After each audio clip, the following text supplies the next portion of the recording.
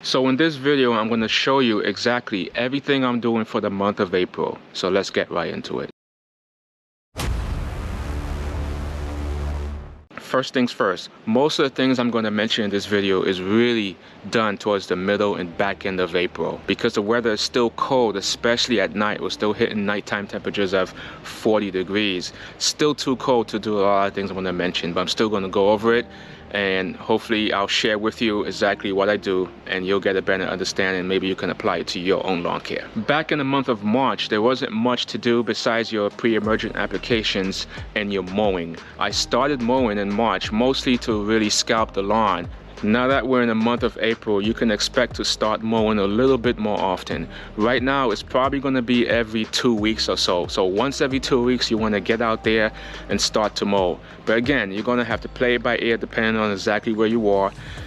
You may not have to mow as frequently, but as the weather starts to heat up and the Bermuda growth starts to explode, this is when you got to pick up your mowing.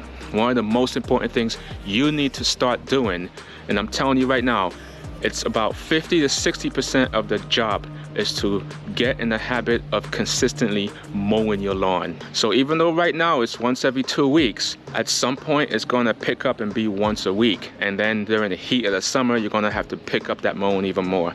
But the main thing is to get in the habit of mowing consistently. It's gonna solve a lot of issues. You're not gonna chop off too much of the grass blades and you're not gonna cause too much stress to the lawn. How do you know you're mowing enough? Well, just look down. Whenever you mow, if you see a lot of grass clippings being left behind, you're not mowing enough. But again, this only applies when the grass is actively growing. When it's actively growing, you want to cut off just a little bit, a hair, a smidget, just a small amount of grass blades. If you chop too much off, it's just going to cause more stress to the lawn. And grass tends to act very funny when it's stressed out. It's going to start turning brown and it's going to start acting all weird. So you want to avoid that. And the main thing is to mow consistently. Mowing is one of those things that's very underrated, and if you don't get in the habit of mowing consistently, you're not going to get the look you want. So how often should you mow? It really depends on the height of your grass. The lower you keep your grass, the more often you're going to have to mow.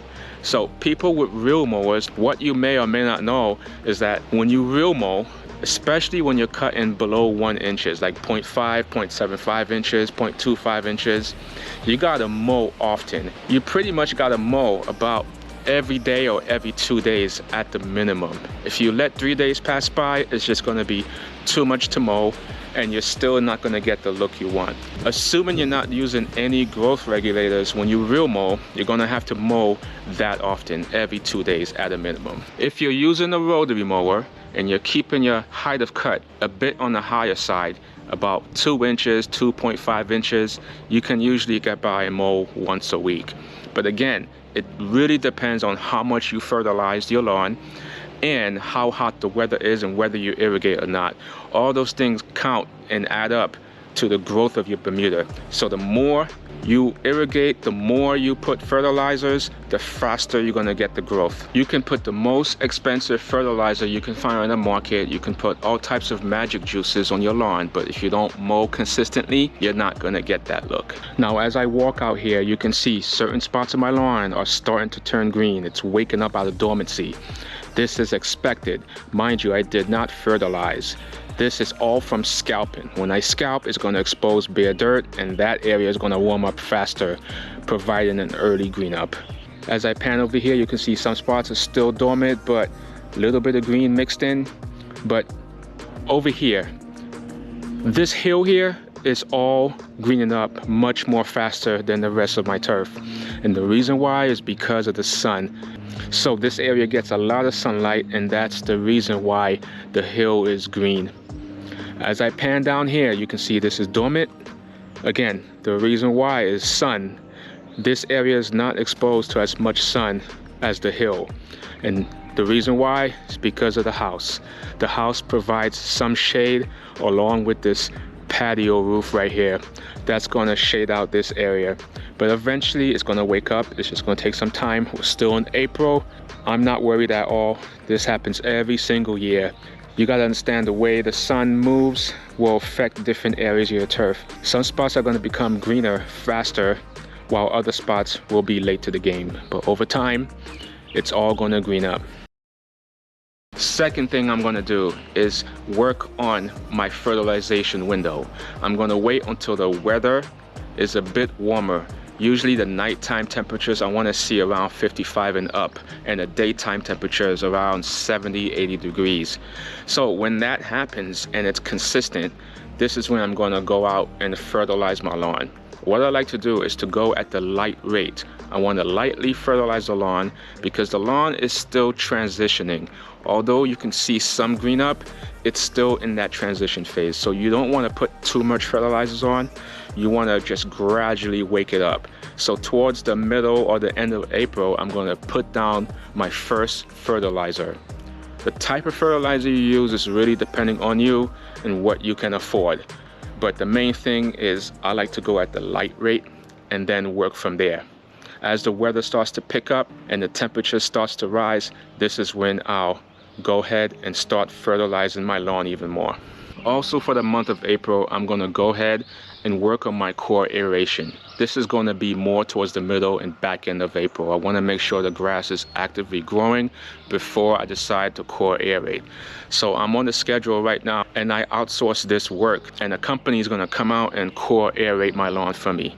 Now, when they core aerate, what's going to happen is they're going to pull the cores out, and that's going to allow air and water to get down to the root zone, and that's much more healthier for the turf. So core aeration is something I like to do every year, at least once a year. Next up on the list is bug control. During the colder months, I did not have to worry about this as much, but as it got warmer, this is when the bugs like to come out and start to multiply. So before the population starts to get out of control, this is where I like to pre-treat my yard. First, I use a granular insecticide. Use whatever brand you want. I like Bug Be Gone and I like 7, but you can choose whatever brand works for you. They're easily available and very easy to get. But I use a granular insecticide on my lawn, spread it out, making sure to get some on my foundation. After I finish spreading the granular insecticide, I'll go ahead and lightly water it in.